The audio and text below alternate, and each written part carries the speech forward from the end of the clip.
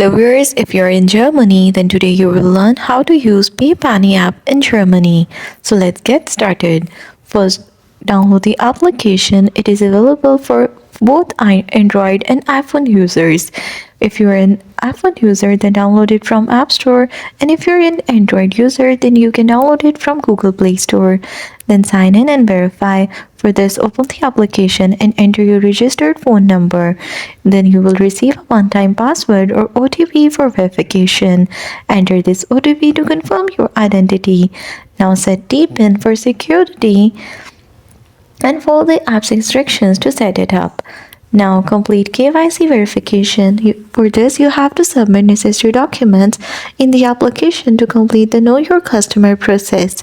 Verification usually completes within minutes. Then add money to your account. For this, go to Add Money section in the application and here enter the amount and select your preferred payment method.